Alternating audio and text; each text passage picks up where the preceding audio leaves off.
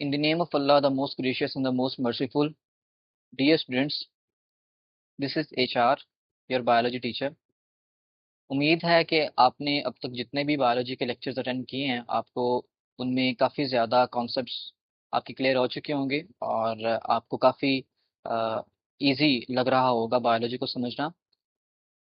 हमारे यहाँ एक परसेप्शन है कि बायोलॉजी जो है ये एक रट्टे वाला टॉपिक है, इसमें रट्टा लगाया जाता है।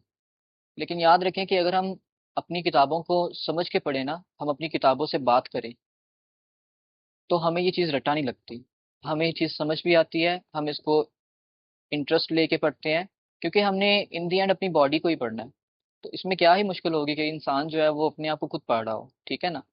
चीज़ें कुछ ट्रिकी होती हैं, रिवाइज करने वाली होती हैं, बार बार उनको वो भूल जाती हैं, हमें उनको रिवाइज करना पड़ेगा, वो एक अलग चीज़ है। लेकिन डेफिनेटली हम अगर समझ लें कि ये बिल्कुल ही एक ऐसा टॉपिक है जो इम्पॉसिबल टू डू है, या ऐसा टॉपिक है कि जो बिल्कुल पढ़ाया नहीं जा सकता, तो ये एक रॉन्ग परसेप्शन है।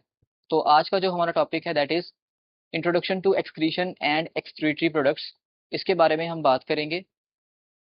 इससे पहले कि हम ये टॉपिक शुरू करें, आपको थोड़ा बहुत नॉलेज होना चाहिए कि होम्योस्टेसिस क्या होती है। आपको पता होना चाहिए कि व्हाट इज होम्योस्टेसिस, यानी कि आपकी बॉडी अपने आप के इंटरनल एनवायरनमेंट को मेंटेन करके रखती है। आपको पता होना चाहिए ऑस्मो रेगुलेशन क्या है, आपको पता होना चाहिए कि थर्मो रेगुलेशन क्या है, ठीक है। तो ये आपको टॉपिक्स पता होने चाहिए, ठीक है। इनका बेसिक नॉलेज पता होना चाहिए, यानी बाय डेफिनेशन इनका पता होना चाहिए। इनको हम डिटेल में आगे ज़रूर पढ़ेंगे, ठीक है, लेकिन बस एक जनरल सा इंट्रोडक्शन जो होता है ना हर चैप्टर के शुरू में एक पेज का, वो आपको पता होना चाहिए कि आपके पास होम्योस्टेसिस क्या चीज़ है, ऑस्मो रेगुलेशन क्या चीज़ है। कोई डीप कॉन्सेप्ट की बात नहीं मैं कर रहा, वो हम डेफिनेटली आगे पढ़ लेंगे उसको, ठीक है। तो यहाँ पे सबसे पहला जो टॉपिक है दैट इज एक्सक्रीशन, कि एक्सक्रीशन क्या चीज़ होती है। एक्सक्रीशन याद रखिएगा लैटिन वर्ड से ड्राइव है, जिसका मतलब है शिफ्टेड आउट, ठीक है, यानी बाहर फेंकना। तो it is the removal of chemical और metabolical waste from the body produced as a result of chemical reactions and metabolic process, कि आपकी बॉडी में कोई भी वेस्ट पैदा होती है। कौन सी वेस्ट? मेटाबॉलिक वेस्ट, या कोई केमिकल वेस्ट, यानी किसी केमिकल रिएक्शन के नतीजे में, किसी मेटाबॉलिक रिएक्शन के नतीजे में कोई वेस्ट पैदा होती है एक सेल के अंदर, उसको बॉडी से बाहर फेंकना, ये आपके पास एक्सक्रीशन कहलाता है, ठीक है। इसको मजीद हम इलेबोरेट करते हैं थोड़ी देर में। अब इसकी रीजन क्या है, हमें एक्सक्रीशन करनी क्यों पड़ती है, ठीक है, वाई वी नीड एक्सक्रीशन। तो इसकी दो रीजन है। आपके पास ब्लड का एक अपना ऑस्मोटिक प्रेशर है, ठीक है। ब्लड के अंदर आपके पास वाटर है, आइंस हैं, ठीक है, और ब्लड का अपना एक प्रेशर है नॉर्मल रेंज के अंदर। तो उस ऑस्मोटिक प्रेशर को, जो भी सिचुएशन है उस सबको मेंटेन करने के लिए हम एक्सक्रीशन करते हैं। हम जो भी वेस्ट प्रोडक्ट आती है अगर वो ब्लड में स्टोर होती जाए, तो ब्लड का ऑस्मोटिक प्रेशर खराब हो जाएगा, ब्लड के अंदर आप कह सकते हैं कि इरेगुलरिटीज आ जाएंगी, ठीक है। उससे बॉडी को नुकसान होगा। तो हम क्या करते हैं, हम ब्लड की कंपोजिशन को नॉर्मल रखते हैं, उसको कांस्टेंट रखते हैं प्राइमरीली, ताकि हमें कोई इशू ना फेस करना पड़े। सेकंड, यहाँ पे जो आपके पास कॉन्सेप्ट डिस्कस किया जाता है दैट इज पीएच बैलेंस, यानी एसिड बेस बैलेंस, ठीक है ना। आपको पता है कि आपकी बॉडी जो है वो बहुत सी चीज़ें प्रोड्यूस करती है, उनमें से आपकी बॉडी एसिड्स भी प्रोड्यूस करती है, ठीक है ना। जैसे आपने पढ़ा है कि आपकी बॉडी HCl प्रोड्यूस करती है, आपकी बॉडी पायरूविक एसिड प्रोड्यूस करती है, आपकी बॉडी लैक्टिक एसिड प्रोड्यूस करती है, यानी डिफरेंट एसिड प्रोड्यूस करती है मेटाबॉलिज्म के नतीजे में, ठीक है। तो आपकी बॉडी के अंदर ये जो एसिड्स प्रोड्यूस होते हैं, ठीक है, ये पीएच को खराब कर सकते हैं, ठीक है ना। आपको पता है कि अगर आपकी बॉडी के अंदर पीएच नॉर्मल से डाउन हो जाए, ठीक है, पीएच नॉर्मल से डाउन हो जाए, तो उसको कहते हैं कि एसिडोसिस है, ठीक है, आपकी बॉडी के अंदर। ये ऐसा कॉन्सेप्ट है जो आपके लेवल पे इंपॉर्टेंट नहीं है, आप आगे जाके इसको पढ़ेंगे। और अगर आपकी बॉडी में पीएच बहुत ज़्यादा हो जाए, ठीक है, नॉर्मल से, तो आपके पास उस चीज़ को हम कहते हैं, उस कंडीशन को कहते हैं कि एल्कलोसिस हो गई है, ठीक है ना। तो हमारे पास हमने पीएच को मेंटेन करके रखना है अपने ब्लड के अंदर, अपनी बॉडी के अंदर, ठीक है ना। उसके लिए भी हमें जो भी वेस्ट प्रोड्यूस होती है इनको बॉडी से रिमूव करना पड़ेगा, ठीक है। तो ये एक्सक्रीशन की सिग्निफिकेंस है और इसकी डेफिनेशन है, ठीक है ना। एक चीज़ याद रखिएगा कि इंशाल्लाह जो हम यहाँ पे टॉपिक्स पढ़ेंगे ना, इसके बाद आपको किसी बोर्ड के टॉपिक से उसको स्पेशली पढ़ने की या उसको समझने के लिए आपको जरूरत नहीं पड़ेगी, ठीक है ना, सारी चीजें आपको यहाँ पे बता दी जाएंगी, ठीक है ना। देन हम बात करते हैं व्हाट इज मेटाबॉलिज्म। मेटाबॉलिज्म क्या होता है? All the chemical reactions that occur in the body, जो हमारी बॉडी के सेल्स के अंदर रिएक्शंस हो रहे हैं ना, उनको हम मेटाबॉलिज्म के तौर पे कंसिडर करते हैं। और इनके अंदर हमें दो तरह के रिएक्शंस मिलते हैं, एक होता है एनाबॉलिक रिएक्शंस, ठीक है ना, और एक होते हैं कैटाबॉलिक रिएक्शंस, ठीक है। एनाबॉलिक रिएक्शंस ऐसे रिएक्शंस हैं जिनमें हम छोटी चीजों को आपस में जोड़ के बड़ी चीज बनाते हैं, ठीक है ना। जैसे आपके पास ग्लूकोज के मॉलिक्यूल्स थे छोटे छोटे, और आपने उनको जोड़ा और उनको जोड़ के कंबाइन करके आपने ग्लाइकोजन बना दी, ठीक है ना। इसी तरह से कैटाबॉलिक रिएक्शंस इसके रिवर्स होते हैं, यानी आपके पास ग्लाइकोजन था, एक बड़ा मॉलिक्यूल था, और आपने उसको तोड़ के उसकी ग्लूकोज बना ली, एक छोटा मॉलिक्यूल बना लिया, ठीक है। यानी कि मैक्रो मॉलिक्यूल से माइक्रो मॉलिक्यूल की तरफ जाना, ये कैटाबॉलिक रिएक्शन है, ये कैटाबॉलिज्म है, ठीक है ना। और एनाबॉलिज्म इसके रिवर्स है।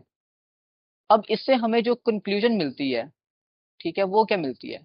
कंक्लूजन हमें इस तरह से मिलती है कि आपके पास जो भी मेटाबॉलिक रिएक्शन होता है ना, उसके नतीजे में दो तरह की प्रोडक्ट्स प्रोड्यूस हो सकती हैं। पहली वो प्रोडक्ट्स जो आपकी बॉडी के लिए यूजफुल हैं, ठीक है, और दूसरी वो प्रोडक्ट्स जो आपकी बॉडी के लिए हार्मफुल हैं, जिनको हम वेस्ट कहते हैं, ठीक है ना। आपने मेटाबॉलिक रिएक्शन किया, ठीक है, और आपने यूजफुल प्रोडक्ट्स भी बनानी होती हैं और हार्मफुल प्रोडक्ट्स भी बनानी होती हैं। सपोज यहाँ पे मैं एग्जांपल ले लेता हूँ ग्लूकोज की। तो ग्लूकोज को जब आप तोड़ते हैं, ठीक है, तो आपको CO2 भी मिलेगी और आपको ATP भी मिलेगी। और ATP आपके लिए एक यूजफुल चीज है, एनर्जी के तौर पे काम करती है, जबकि CO2 आपकी बॉडी में अगर ज्यादा हो जाए तो ये एक हार्मफुल चीज है। तो कहने का मकसद ये है कि जब आपके पास मेटाबॉलिज्म होती है ना, और कोई भी मेटाबॉलिक रिएक्शन सेल के अंदर होता है, जैसे रिस्पायरेशन के रिएक्शंस हैं, तो चीजें यूजफुल भी बनेंगी, हार्मफुल भी बनेंगी, ठीक है ना। यूजफुल चीजों को हम इस्तेमाल कर लेते हैं, हार्मफुल चीजों को हम बॉडी से निकाल देते हैं, ठीक है। और आपके पास इस सारे रिएक्शन को हम कहते हैं कि ये मेटाबॉलिज्म है, और एक्सक्रीशन भी इसी के अंदर बेसिकली आ जाता है। अब आपके लिए एक छोटा सा क्वेश्चन है, एक सवाल है कि one which one is not a metabolic waste. आपने ऑप्शन A B C और D को देखना है, और आपने देखना है इनमें से कौन सी चीज एक मेटाबॉलिक वेस्ट नहीं है। तो ऑप्शन ए में आपके पास CO2 है, ऑप्शन बी में वाटर है, ऑप्शन सी में फीसिस है, और ऑप्शन डी में यूरिया है, ठीक है ना। जिन बच्चों ने इसका आंसर वाटर लगाया है, वो आंसर गलत है। इसका आंसर जो करेक्ट हमें देखने को मिलता है, दैट इज फीसिस, ठीक है। कैसे? अभी मैंने बात की यहाँ पे कि आपके पास क्या होता है, आपके पास ग्लूकोज से दो चीजें बनती हैं, ATP बनती है और CO2 बनती है, लेकिन आपको पता है साथ में वाटर भी बनती है, ठीक है ना, साथ में वाटर भी बनती है। तो बेसिकली CO2 हमारे लिए ये भी एक मेटाबॉलिक वेस्ट के तौर पे काम करती है। वाटर बेसिकली हमें उस तरह से एज सच हार्मफुल हमारे लिए तो नहीं, लेकिन फिर भी हम इसको एक्स्ट्रा वाटर जो हमारी बॉडी में प्रोड्यूस होता है, हम उसको बाहर निकालते हैं ना यूरिन के जरिए या किसी और प्रोसेस के जरिए। तो बेसिकली इसको भी हम कंसिडर कर सकते हैं मेटाबॉलिक वेस्ट के अंदर, ठीक है ना। ATP हमारे लिए यूजफुल प्रोडक्ट है, ठीक है। तो आपके पास CO2, ये भी मेटाबॉलिक वेस्ट हो गई, H2O, ये भी मेटाबॉलिक वेस्ट हो गई, यूरिया, ये तो है ही metabolic waste, nitrogen containing waste है, ठीक है। तो इन दी एंड आपके पास जो आंसर आया वो है फीसिस, ठीक है ना। अब इसको मजीद अगर इलेबोरेट किया जाए ना, वो किस तरह से हम करते हैं। सपोज ये आपके पास एक सेल है, ठीक है ना, कोई भी चीज इस सेल के अंदर आती है, यहाँ पे रिएक्शन होता है और ये सेल वेस्ट बना के रिमूव करता है, तो इस वेस्ट को मेटाबॉलिक वेस्ट कहा जाएगा, इस वेस्ट को मेटाबॉलिक वेस्ट कहा जाएगा। लेकिन जो फीसिस होती हैं वो आपके सेल्स के बाहर बनती हैं, ठीक है ना। आपको पता है कि जब लार्ज इंटेस्टाइन में जो अनडाइजेस्टेड फूड होता है, उस अनडाइजेस्टेड फूड को, उसमें से हम वाटर भी एब्जॉर्ब कर लेते हैं, उसमें से हम यूजफुल आयंस भी एब्जॉर्ब कर लेते हैं, ठीक है ना। तो जो भी बकाया वेस्ट फूड रहता है, ठीक है, क्या वो फीकल मटेरियल, क्या वो वेस्ट मटेरियल आपके सेल्स के अंदर बनता है? नहीं, वो आपकी लार्ज इंटेस्टाइन की ल्यूमन में बेसिकली बनता है, ठीक है। क्या फीसिस जो है, फीसिस का वर्ड हम उस चीज के लिए इस्तेमाल करते हैं कि कोई चीज थी, वो सेल के अंदर आई, उसको सेल ने उसको मेटाबॉलिज्म के जरिए उसके ऊपर कोई केमिकल रिएक्शन परफॉर्म किया और फिर उसको वेस्ट के तौर पर प्रोड्यूस किया, तो आंसर है नहीं। लिहाजा आपके पास फीसिस जो है ये एक मेटाबॉलिक वेस्ट नहीं है। तो आपने नॉर्मल वेस्ट, ठीक है, बॉडी की, और मेटाबॉलिक वेस्ट जो है, इसको, इसके अंदर आपको डिफरेंस करना आना चाहिए। क्योंकि हम अक्सर डेफिकेशन का जो प्रोसेस है ना, डेफिकेशन का जो प्रोसेस है इसको भी एक्सक्रीशन कह देते हैं, ठीक है ना, जो कि एक प्रॉपर टर्म नहीं है। एक्सक्रीशन बेसिकली हम तब टर्म यूज करते हैं जब आपके पास कोई ऐसी मेटाबॉलिक वेस्ट हो जो आपने बनाई हो, उसको रिमूव करते हैं, ठीक है ना। और मैंने आपको मेटाबॉलिक वेस्ट और दूसरी वेस्ट के दरमियान डिफरेंस आपको अभी बता दिया है, ठीक है। नेक्स्ट हम चलते हैं अपने टॉपिक की तरफ, जो है how excretory products are formed. Excretory products की हमने बात तो कर ली, जिनको हम मेटाबॉलिक प्रोडक्ट्स भी कहते हैं, वेस्ट। बेसिकली एक्सक्रीटरी प्रोडक्ट्स जो होती है ना, ये मेटाबॉलिक वेस्ट है, ठीक है ना, स्पेसिफिकली वेस्ट है ये, ठीक है, क्योंकि इनको हमने बॉडी से बाहर निकाला। तो ये बनती कैसे हैं? सबसे पहला, आप जो फूड खाते हैं ना, आपने जो खाना खाना होता है, उसी खाने से ये वेस्ट बनती हैं, ठीक है ना। उसी खाने से वेस्ट बनती हैं। दो चीजें बनती हैं, यूजफुल प्रोडक्ट्स और वेस्ट प्रोडक्ट्स। तो सबसे पहले आप क्या खाते हो? आप खाते हैं कार्बोहाइड्रेट्स। आप कार्बोहाइड्रेट्स खाते हैं। और जो आप कार्बोहाइड्रेट्स खाते हैं, वो कार्बोहाइड्रेट्स, फॉर एग्जांपल मैं एग्जांपल ले लेता हूँ ग्लूकोज की, ठीक है ना, C6H12O6, ठीक है। ग्लूकोज को मैं इसकी ब्रेक डाउन करूंगा और इसको मैं कन्वर्ट कर लूंगा CO2 के अंदर और वाटर के अंदर, ठीक है ना। तो आप देखें कि ग्लूकोज को हमने जब तोड़ा, जब इसकी ब्रेक डाउन की, तो हमें एक तो CO2 मिली, एक वाटर मिला, जो कि हमारी यहाँ पे क्या है, मेटाबॉलिक वेस्ट है, ठीक है, मेटाबॉलिक वेस्ट है। तो जो आपके पास शुगर होती है, शुगर से हासिल होने वाली मेटाबॉलिक वेस्ट कौन सी होती है? CO2 और H2O, ठीक है। देन हम बात करते हैं लिपिड्स की। और मैंने आपको कोरिलेशन ऑफ मेटाबॉलिज्म वाले टॉपिक में बताया था कि लिपिड्स जो एनर्जी सोर्स के तौर पे हम यूज करते हैं, वो बेसिकली ट्राई एसाइल ग्लिसरोल्स होते हैं, ठीक है ना।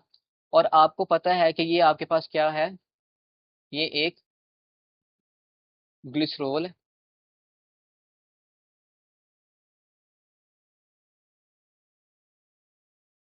और आपके पास यहाँ पे कोई फैटी एसिड होता है। सपोज यहाँ पे मैं क्या करता हूँ, मैं एक फैटी एसिड बनाता हूँ, CH2CH3, ठीक है। तो यहाँ पे बेसिकली मैंने 16 लिख दिया। आपके पास टोटल कार्बन कितने हो गए? 1 2 और ये 16, यानी कि आपके पास 18 कार्बन वाला फैटी एसिड है, जो कि सैचुरेटेड है, जिसमें सारे के सारे सिंगल बॉन्ड है। इसको हम क्या कहते हैं? इसको हम स्टेरिक एसिड कहते हैं। स्टेरिक एसिड कहते हैं। तो यहाँ पे बेसिकली रिएक्शन होगा। अब यहाँ पे थोड़ी सी कंट्रोवर्सी है, उस चीज को हम देखेंगे बायोमोलिक्यूल्स वाले लेक्चर में, ठीक है ना, कि कौन OH देता है, कौन H देता है, ठीक है। तो हम इस चीज में हम सिंपल ये कर लेते हैं कि यहाँ पे ये रिएक्शन कर देते हैं डायरेक्टली, ठीक है, और हम यहाँ पे बॉन्ड बना लेते हैं। हम उस कंट्रोवर्शियल MCQs को यहाँ पे डिस्कस नहीं करते, क्योंकि वो हमारा टॉपिक का हिस्सा नहीं है फिलहाल, ठीक है। तो ये बेसिकली आपके पास क्या है, ये आपके पास बन गया मोनो एसाइल ग्लिसरॉल, मोनोग्लिसराइड बन गया, जब आपके पास एक फैटी एसिड का ग्लिसरॉल से रिएक्शन हुआ। अब इसी तरह से दूसरा फैटी एसिड आएगा, सपोज वो भी स्टेरिक एसिड है, उसने भी अपना रिएक्शन करना है, तो बन जाना है डाइएसाइल ग्लिसरॉल, ठीक है ना। और सपोज इसी तरह से जब तीसरा फैटी एसिड आएगा, जिसको हम कहते हैं कि ये भी स्टेरिक एसिड का मॉलिक्यूल है, ये रिएक्शन करेगा तो बन जाएगा ट्राइएसाइल ग्लिसरॉल, ठीक है। तो आपके पास एक बड़ी ही जानी मानी लिपिड बनती है, उसको कहते हैं ट्रिस्टाइरीन, जो कि आपने कहीं ना कहीं फेडरल में पढ़ी होगी। ट्राइस्टाइरीन भी कहते हैं इसको, ठीक है। C57H110O6। तो ये आपके पास बेसिकली क्या है, ट्रिस्टाइरीन आप बना देते हैं, ठीक है। ये लिपिड है। अब इसके अंदर आप सिंपल देख सकते हैं, अगर मैं यहाँ पे ना इतने हिस्से को यहाँ पे कंसिडर करूं, सिर्फ इतने हिस्से को, तो आपको हाइड्रोजन देखने को मिल रही है, कार्बन देखने को मिल रही है, ऑक्सीजन देखने को मिल रही है।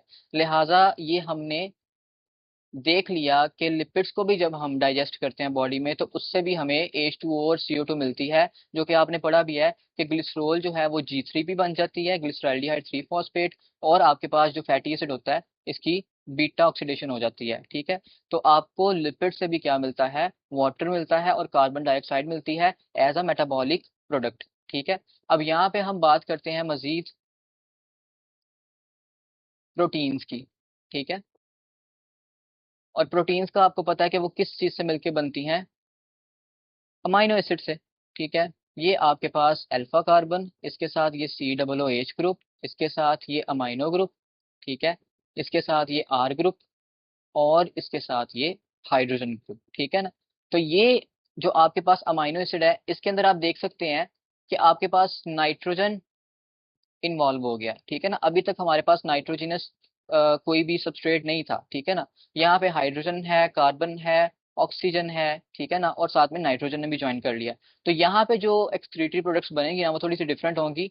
आप क्या करेंगे, आप इनसे CO2 प्रोड्यूस करेंगे, आप इनसे वाटर प्रोड्यूस करेंगे, लेकिन साथ ही साथ आप नाइट्रोजिनस वेस्ट प्रोड्यूस करेंगे, ठीक है ना। आपको पता है कि आप किसी भी अमाइनो एसिड को जब उसको मेटाबोलाइज करना होता है तो उसका अमाइनो ग्रुप अलग कर देते हैं और कार्बन स्केलेटन अलग कर देते हैं। इस कार्बन स्केलेटन से आप एनर्जी हासिल कर लेते हैं या इसको किसी और मकसद के लिए यूज कर लेते हैं, ठीक है ना। और अमाइनो ग्रुप से आप बेसिकली नाइट्रोजनस वेस्ट बना देते हैं, ठीक है, जिसको हम अमोनिया कह देते हैं, ठीक है। तो यहाँ पे बेसिकली आपको अमोनिया मिल रही है, ठीक है। कार्बन डाइऑक्साइड भी मिलेगी, वाटर भी मिलेगा, लेकिन साथ ही साथ अमोनिया मिलने लग जाएगी, ठीक है ना। देन हम बात करते हैं न्यूक्लिक एसिड्स की।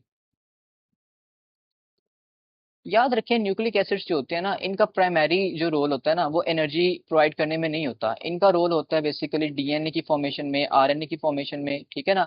अलबत्ता आपके पास जो ATP होता है ना, बड़ी हैरत की बात है कि जो ATP होता है वो खुद क्या है, वो खुद एक न्यूक्लियोटाइड है। तो आप चाहे कार्बोहाइड्रेट को डाइजेस्ट करें, चाहे प्रोटीन को डाइजेस्ट करें, चाहे लिपिड को, तो अल्टीमेटली आपको एनर्जी की जो करेंसी मिलती है वो एक न्यूक्लियोटाइड ही है, ठीक है ना। लेकिन याद रखें कि न्यूक्लिक एसिड्स को हम ब्रेक करना और उनसे एनर्जी हासिल करना, ये प्राइमरीली हमारे रोल में, हम इसको विजुअलाइज नहीं करते, ठीक है। लिहाजा आपको पता होना चाहिए कि न्यूक्लिक एसिड न्यूक्लियोटाइड से मिलकर बनते हैं। ये आपके पास एक शुगर है, कार्बन नंबर 1 पे नाइट्रोजनस बेस लगी हुई है, ठीक है, और साथ ही साथ आपके पास फॉस्फेट ग्रुप लगा हुआ है, ठीक है ना। तो इसको जब हम तोड़ते हैं तो आपको पता है कि जो नाइट्रोजनस बेस ग्रुप होता है ना, इससे हमें क्या मिलता है, हमें प्राइमरीली नाइट्रोजन मिल जाती है एज अ वेस्ट प्रोडक्ट, ठीक है। हमारे पास जो राइबोज होती है बेसिकली, ठीक है, या डिऑक्सी राइबोज होती है जो, ठीक है, इससे हमें फिर से वही कार्बन डाइऑक्साइड मिलना है, वाटर मिलना है, क्योंकि ये एक शुगर है, ठीक है। देन हम बात करते हैं फॉस्फेट ग्रुप की। तो फॉस्फेट ग्रुप को मोस्ट ऑफ द केसेस के अंदर रिसाइकल कर लिया जाता है, ठीक है। तो ये आपके पास सारा का सारा एक रोड मैप है, ठीक है ना। अल्टीमेटली फॉस्फेट ग्रुप जो है वो उसने फॉस्फोरिक एसिड बनना होता है, ठीक है ना, लेकिन हम इसको रिसाइकल कर लेते हैं, ठीक है। अब मेन चीज आपके पास ये है कि ये डिफरेंट आपके पास सबस्ट्रेट थे जिनको हम इस्तेमाल करते हैं, जिनको हम खाते हैं, और अगर इनको हम तोड़ें, अगर इनको तोड़ा जाए तो हमें ये डिफरेंट प्रोडक्ट्स मिलती हैं, मेटाबॉलिक प्रोडक्ट्स मिलती हैं, ठीक है ना। और इनमें से मोस्ट इंपॉर्टेंट जो मेटाबॉलिक प्रोडक्ट है, मेटाबॉलिक वेस्ट है जो मोस्ट इंपॉर्टेंट है, वो आपके पास क्या है, वो है नाइट्रोजनस वेस्ट, ठीक है ना, जिनको बॉडी से निकालना जरूरी है। नो डाउट के बाकी वेस्ट भी अगर आपकी बॉडी में एक्सेस अमाउंट में जमा हो जाए तो उनको निकालना जरूरी है, लेकिन नाइट्रोजनस वेस्ट कुछ स्पेसिफिक और स्पेशल इंपॉर्टेंस रखती हैं इस मामले में, ठीक है। तो हम आगे चलते हैं अगले टॉपिक की तरफ, ठीक है, nature of the excretory products. लेकिन उससे पहले ना मैं आपको एक थोड़ा सा टॉपिक मजीद एलेबोरेट करना चाहता हूँ कि आपके पास ना डिफरेंट जो हमने मेटाबॉलिक वेस्ट बनाई हैं इनको हम एक्सक्रीट करते कैसे हैं, ठीक है। चलें ये चीज भी हम पढ़ लेते हैं साथ में। हम अगला टॉपिक शुरू करने से पहले इसको क्लियर कर लेते हैं। तो आपके पास बेसिकली जो CO2 बनती है ना, ठीक है, जो CO2 बनती है, एक सेकेंड,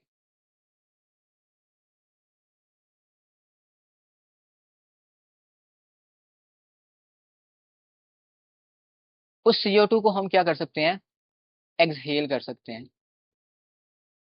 उस CO2 को एक्सहेलेशन के जरिए हम बाहर निकाल देते हैं बॉडी से। और एक्सहेलेशन किसका रोल है, लंग्स का रोल है। तो क्या आपके लंग्स एक्सक्रीशन के अंदर रोल प्ले कर रहे हैं, आंसर है यस, आपके लंग्स भी एक्सक्रीशन के अंदर रोल प्ले कर रहे होते हैं, ठीक है ना। फिर हम क्या कर सकते हैं, हम इस CO2 से कार्बोनिक एसिड बना सकते हैं, ठीक है। इस CO2 से कार्बोनिक एसिड बना सकते हैं, और कार्बोनिक एसिड से हमें क्या मिलता है, हमें बाइकार्बोनेट मिलता है और हमें प्रोटॉन मिलते हैं, ठीक है ना। तो ये हमारी बॉडी पे डिपेंड करता है कि वो इनको अपने अंदर स्टोर करके रखे या ना रखे, या इनको एलिमिनेट कर दे, ठीक है। और एलिमिनेशन बेसिकली फिर अल्टीमेटली किडनी के जरिए ही होती है, अगर हमारी बॉडी में एक्स्ट्रा प्रोटॉन्स बन जाएं, एक्स्ट्रा बाइकार्बोनेट बन जाए, ठीक है ना। तो ये आपके पास मेथड्स हैं कि जिन मेथड्स के जरिए हम कार्बन डाइऑक्साइड को रिमूव करते हैं।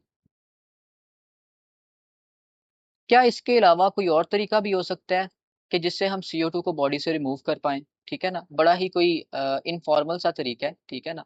और वो ये है कि आप यूरिया के जरिए इसको रिमूव करते हैं, ठीक है। कैसे भला? आपको पता है ना कि यूरिया के अंदर अगर हम दो अमोनिया का रिएक्शन कराते हैं एक कार्बन डाइऑक्साइड के साथ, तो हमारे पास क्या बनता है?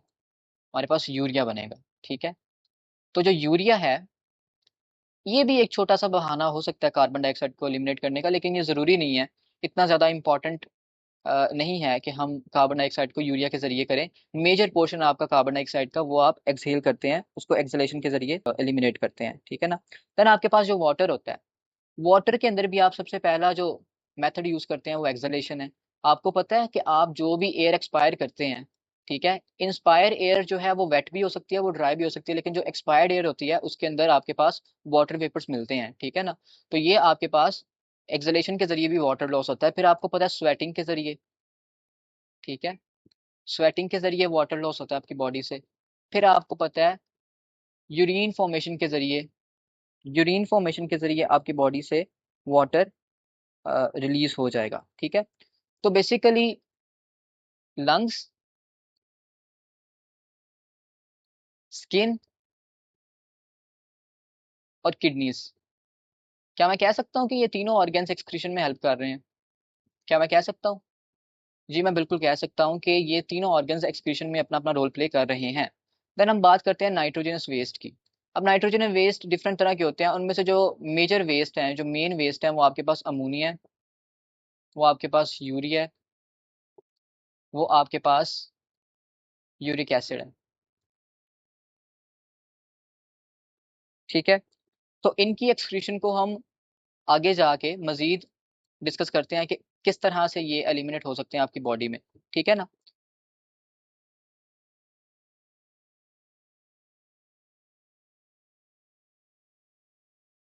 तो डियर स्टूडेंट्स, जरा गौर कीजिएगा इस टेबल के ऊपर। इस टेबल को जितने भी आपके बोर्ड्स हैं उनके अंदर से इंफॉर्मेशन को कलेक्ट करके बनाया गया है, ठीक है ना, ताकि आपको बेहतर तरीके से हर एक नाइट्रोजनस वेस्ट जो है, जो मेन नाइट्रोजनस वेस्ट है, मेजर नाइट्रोजनस वेस्ट है, उनका पता चल जाए। तो सबसे पहले आपके पास अमोनिया आती है, जिसका सिंपल सा एक स्ट्रक्चर है, ठीक है। So this is ammonia.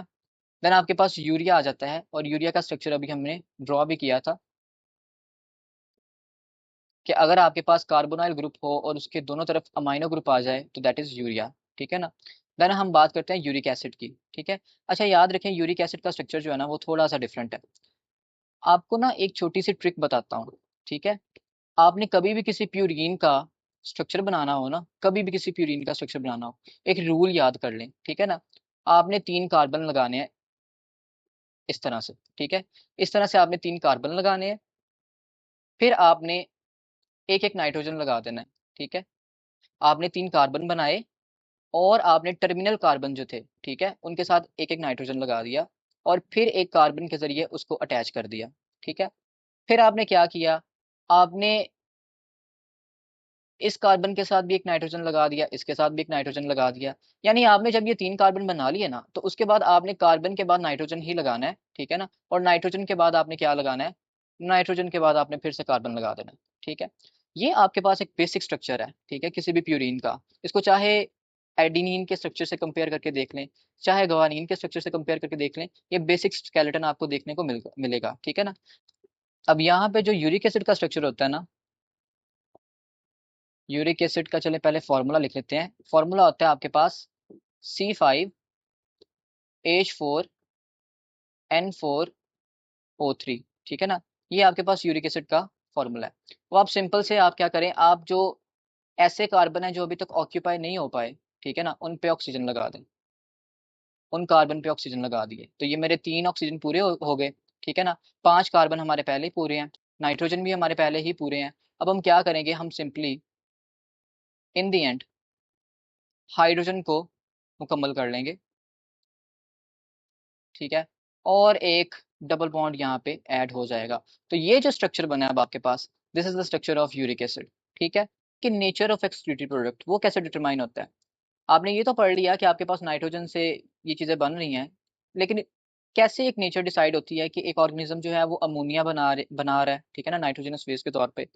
ये चीज डिटरमाइन होती है अवेलेबिलिटी ऑफ वाटर से, कि आपके पास कितना वाटर अवेलेबल है आपके इर्द गिर्द, ठीक है ना।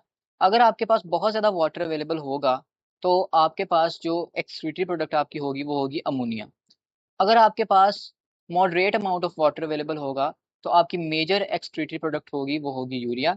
और अगर आपके पास minimum amount of water available होगा तो आपके पास यूरिक एसिड आपकी मेजर एक्सक्रीटरी प्रोडक्ट होगी।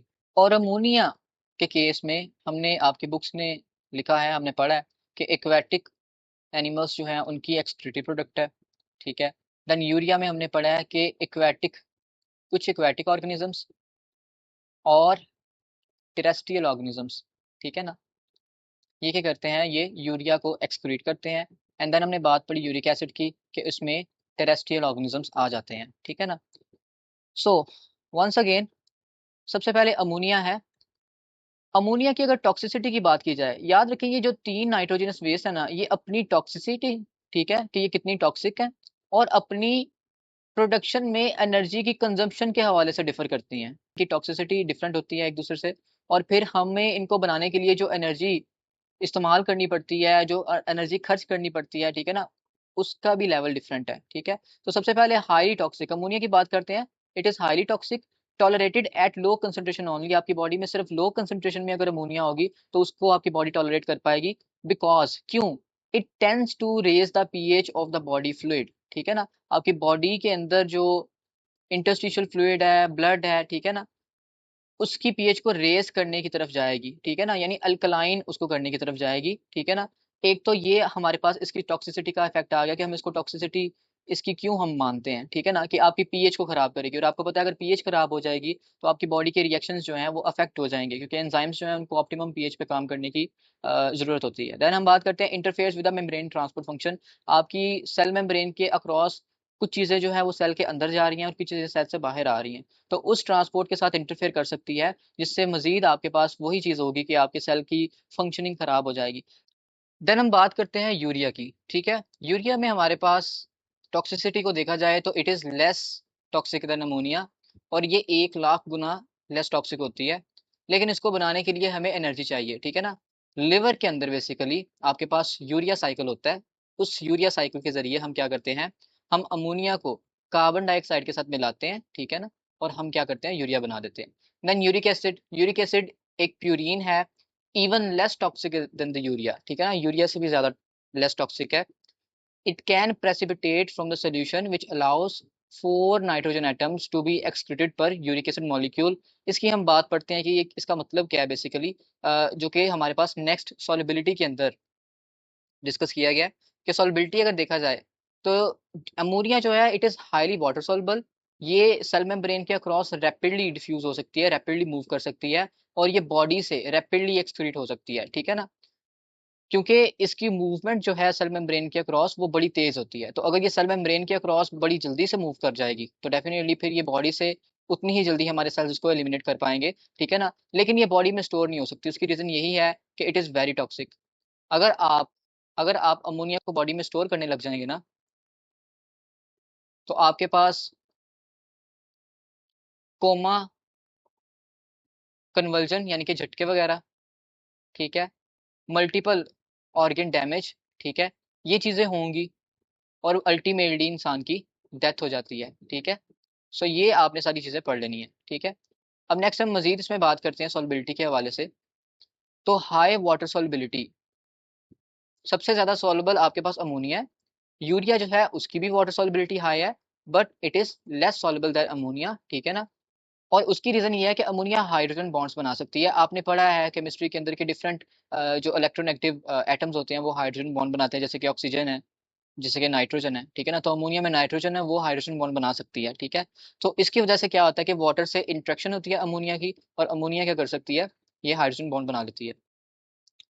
देन हम बात करते हैं यूरिक एसिड की। यूरिक एसिड जो है वो लीस्ट सॉल्युबल इन वाटर है, यानी वाटर में सॉल्युबिलिटी सबसे कम है इसकी। क्यों? क्योंकि इसकी जो नेचर है वो एक सेमी सॉलिड पेस्ट की तरह है। तो आपसे जो है ना, एक कहा जाता है आपको कि आप दरख्तों के नीचे कभी भी अपनी गाड़ी खड़ी ना करें, क्योंकि बर्ड्स जो होते हैं वहां पे अपनी एक्सक्रीटरी प्रोडक्ट जो भी उनकी होती है उसको फेंक देते हैं, ठीक है ना। कौवा वगैरह हो गया, ठीक है, कबूतर वगैरह हो गए। तो बेसिकली वो जो सेमी सॉलिड पेस्ट है वो क्यों है, वो आपके पास यूरिक एसिड की वजह से है, ठीक है ना। और इसका मॉलिक्यूलर साइज भी लार्ज है। डेफिनेटली आपके पास अमोनिया सबसे स्मॉलेस्ट है, उससे लार्ज यूरिया है, और सबसे लार्ज जो है वो यूरिक एसिड है, ठीक है। देन हम बात करते हैं एनर्जी एक्सपेंडिचर पर, ठीक है ना, कि कितनी एनर्जी हमें खर्च करनी पड़ती है। तो अमोनिया को बनाने में हमारे पास कोई भी एनर्जी खर्च करने की हमें जरूरत नहीं होती। अमोनिया हाईली टॉक्सिक है, तो हम इसको कन्वर्ट कर देते हैं यूरिया के अंदर, ठीक है। और हमें उसके लिए क्या करना पड़ता है, एटीपी की जरूरत पड़ती है। ये एटीपी की जरूरत हमें कहाँ पड़ती है, ठीक है ना, ये एटीपी की जरूरत हमें यूरिया साइकिल में पड़ती है, ठीक है ना। यूरिया साइकिल में जब आप अमोनिया को कार्बन डाइऑक्साइड से मिलाते हैं, ठीक है, तो आपके पास यूरिया बनता है, ठीक है। तो यहाँ पे आपके पास डिफरेंट रिएक्शंस में डिफरेंट एंजाइम्स होते हैं जो एटीपी का इस्तेमाल करते हैं एनर्जी हासिल करने के लिए, ठीक है ना। देन हम बात करते हैं यूरिक एसिड की। यूरिक एसिड को बनाने में सबसे ज्यादा एनर्जी खर्च करनी पड़ती है, ठीक है ना। और इसकी टॉक्सिसिटी भी फिर सबसे कम ही हमें मिलती है। तो सिंपल सी बात है, जितना मीठा डालेंगे, ठीक है, उतना ही ज्यादा वो उसका जायका बनेगा, ठीक है। देन हम बात करते हैं एटम डिस्पोजल। एक अमोनिया जो है वो एक नाइट्रोजन एटम को डिस्पोज करने के काम आती है। एक यूरिया में चूंकि दो नाइट्रोजन एटम्स हैं, तो ये दो नाइट्रोजन एटम को डिस्पोज करने में काम आएगा। और एक यूरिक एसिड में चार नाइट्रोजन एटम्स होते हैं, ठीक है ना। अगर हम यहाँ पे स्ट्रक्चर को देखें, तो आपके पास एक, दो, तीन और चार, ये चार नाइट्रोजन एटम एक यूरिक एसिड के मॉलिक्यूल से डिस्पोज ऑफ हो जाते हैं। देन हम बात करते हैं वाटर टू डिसॉल्व और डेल्यूट और एक्सक्रीट, ठीक है ना। आपकी बॉडी में से इस नाइट्रोजनस वेस्ट को निकालने के लिए कितना वाटर चाहिए होता है, ठीक है ना।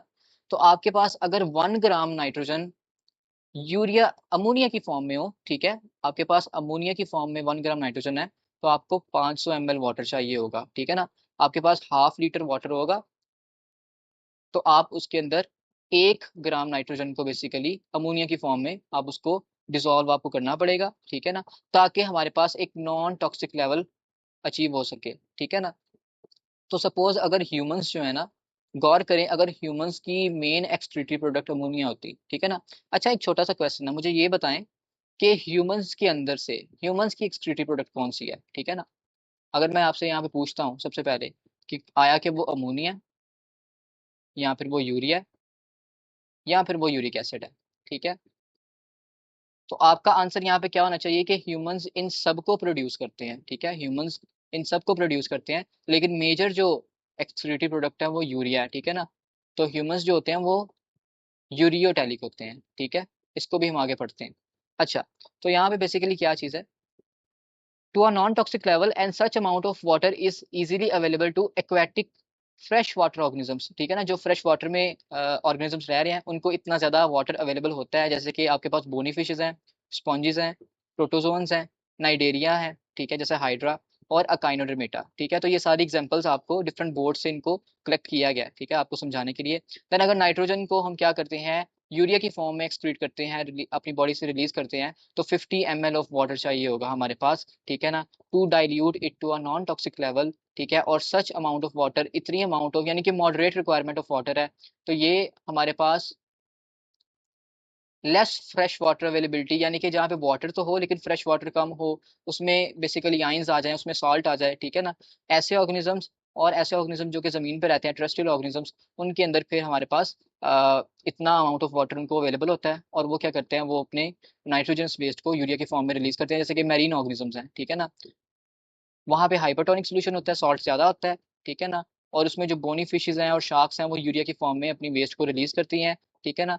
और आपके पास जितने भी टेरेस्ट्रियल ऑर्गेनिजम्स हैं जिनमें मैमल्स आते हैं, ठीक है, मैमल्स में ह्यूमंस वगैरह आ गए, एम्फीबियंस आ गए, तो ये भी यूरिया की फॉर्म में अपनी एक्सक्रीटरी प्रोडक्ट को रिलीज करते हैं बॉडी से।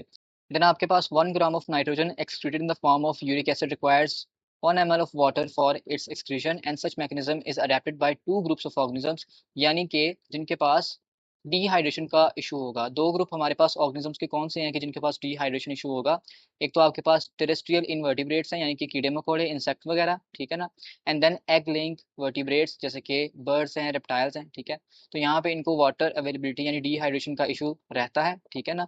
एंड लैंड स्नेल हो गया, गैस्ट्रोपोड्स हो गया। तो ये सारी एग्जांपल्स आपके पास डिफरेंट बोर्ड से इकट्ठी की गई हैं, ठीक है ना। दीज आर थिंग्स जिनको हमने बाय हार्ट इनको क्रैम कर लेना है, ठीक है। देन आपके पास ऑर्गेनिजम्स हैं, ठीक है। तो जो ऑर्गेनिजम्स आपके पास अमोनिया की फॉर्म में अपनी नाइट्रोजनस वेस्ट को, याद रखें मेजरली हमारे पास यहाँ पे जो बात आती है ना, वो आती है मेजरली। जैसे ह्यूमंस को हमने यूरियोटैलिक क्यों कहा है, क्योंकि ह्यूमंस जो है वो अमोनिया भी प्रोड्यूस कर रहे हैं, वो यूरिक एसिड भी प्रोड्यूस कर रहे हैं, और वो यूरिया भी प्रोड्यूस कर रहे हैं, ठीक है ना। लेकिन वो मेजर एक्सक्रीटरी प्रोडक्ट जो उनकी नाइट्रोजनस वेस्ट होती है वो यूरिया आती है।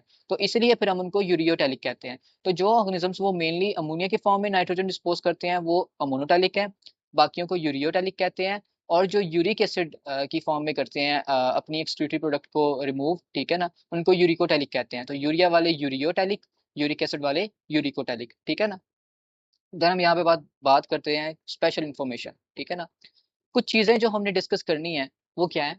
इन सॉफ्ट बॉडी इनवर्टिब्रेट्स, इनवर्टिब्रेट्स आपके पास वो होते हैं कि जिनके पास आपके पास वर्टिब्रल बैकबोन नहीं है, ठीक है ना। इनवर्टिब्रेट्स के पास वर्टिब्रल बैकबोन नहीं है। इनके पास entire body surface removes ammonia by diffusion, while in fishes most of the ammonia is excreted by gills and minor amount by kidneys, while in humans kidneys remove ammonia, ठीक है। उसने mainly यहाँ पे जो बात की है वो ये की है कि आपके पास सॉफ्ट बॉडी इनवर्टिब्रेट्स है ना, वो सिंपली आपकी वो अपनी बॉडी सरफेस से अमोनिया रिमूव करते हैं। अगर हम फिशेस की बात करते हैं तो जो वाटर है बेसिकली उनके गिल्स के जरिए वाटर भी रिमूव होता है बेसिकली, ठीक है, मूव करता है। तो वहां से अमोनिया रिमूव हो जाती है उनकी बॉडी से।